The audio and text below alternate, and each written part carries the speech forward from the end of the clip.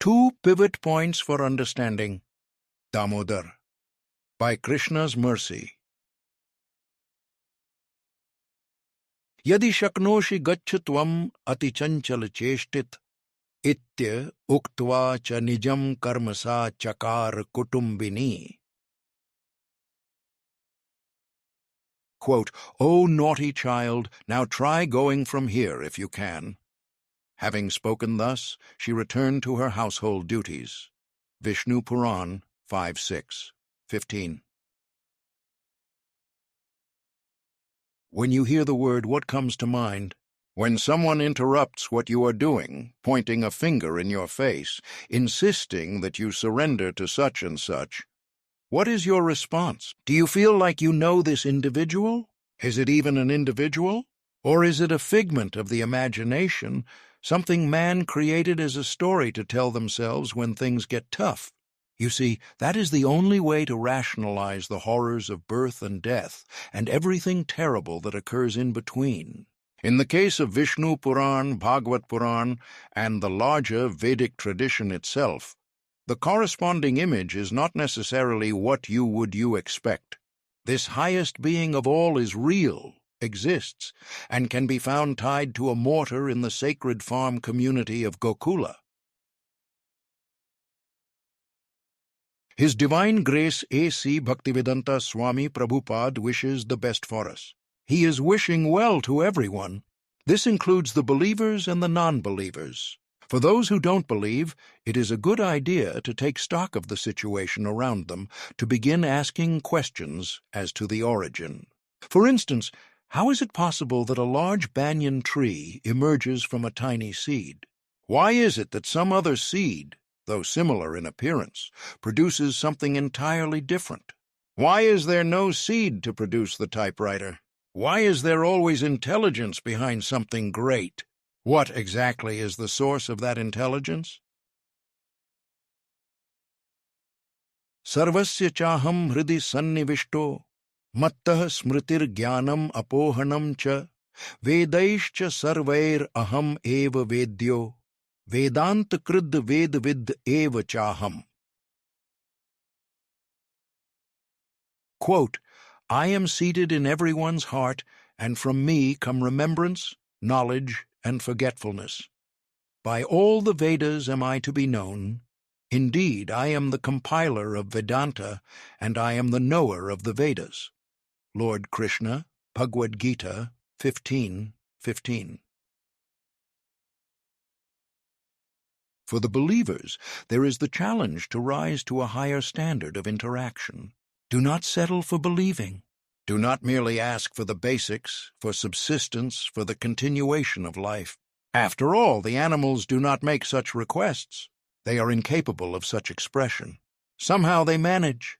They get enough food to eat, though they might not be as advanced as the humans, with their planning commissions and schemes to hoard resources. The Acharya of the Vaishnava tradition says that in a real relationship with God, it is possible to actually surpass Him. That is correct. Instead of asking for things from Him, He asks from you. He might even make you chase after Him, where you insist on punishment for the casual crime of petty larceny involving butter. 1. The one who gets punished. This is the image of Damodara. He is more commonly known as Krishna. He first appeared from the womb of Devaki, but that arrival was anticipated and well received. The Devas, who are the celestials residing in the heavenly region, welcomed their benefactor as he appeared as an avatara within the manifest realm. Vishnu was going to take birth as Krishna, to be the son of Devaki and later the foster son of Yashoda. Quote, "Our dear Lord, you are appearing as the best of the Yadu dynasty, and we are offering our respectful, humble obeisances unto your lotus feet. Before this appearance, you also appeared as the fish incarnation, the horse incarnation, the tortoise incarnation, the swan incarnation, as King Ramachandra, as Parashurama, and as many other incarnations. Demigods praying to Krishna in the womb of Devaki, Krishna, the Supreme Personality of Godhead, Volume 1, Chapter 2. It is Yashoda who caused Krishna to be known as Damodara. She is responsible for that name. Imagine the scene. God getting punished, God getting tied to a mortar, God running away in fear of the whipping stick shown by the mother, God shedding tears as if the mother is in full control. This can only happen with prior sanction, only when the devotion is so pure that there is nothing else requested. Yashoda is not looking for riches. She is not looking to make a name for herself. She is not preparing chapters for a soon-to-be-published memoir about her life as the greatest devotee. Yashoda loves Krishna. She loves him as her son. Her love is simple.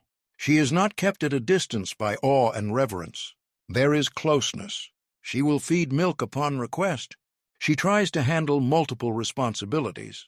It is a kind of juggling act. And one time Krishna became upset at the brief period of neglect. He broke a pot of butter to show his dissatisfaction with Yashoda's decision to check on the stove in the kitchen. When Yashoda caught up to Krishna, she tried to bind him. Her attempts failed. No matter how many ropes she brought, she was always short. Finally, Krishna relented. He did not speak directly to Yashoda. He did not tell her that he was going to let her win. It was just known by the outcome. Yashoda finally bound her beautiful son to a mortar, earning him the name Damodara. 2. The one who releases others from punishment.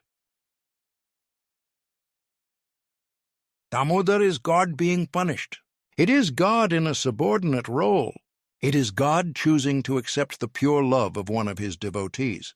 Interestingly, the same Damodara releases others from punishment. Just as Yashoda returned to the kitchen, Krishna proved that he was not actually bound. How can a child tied to a mortar move? Only if that child is actually the Supreme Personality of Godhead. Krishna strategically placed the mortar in between two trees. The mortar became something like a pivot. This is normally a dangerous situation. You would expect the child to get seriously hurt. Either the rope would break or the anchor would relent. The anchor in this case was a small boy. Instead, the trees fell. This was intentional. The two trees were actually devas who had previously been cursed by Nard Muni. By crashing to the ground and seeing Damodar, they were released from the curse.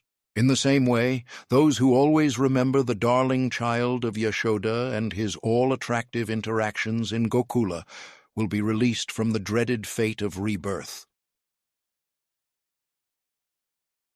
Antakale chamam ev smaran muktva kalevaram yah prayati samadbhavam yati nastya atra sanshayah. Quote, and whoever at the time of death quits his body, remembering me alone, at once attains my nature. Of this there is no doubt. Lord Krishna, Bhagavad-gita 8:5. In closing, by my desires headed to that fate dreaded, but one person to see from rebirth to free, like when dropping those trees, though child with seas, because only by love to be bound, like in Yashoda of Gokula found.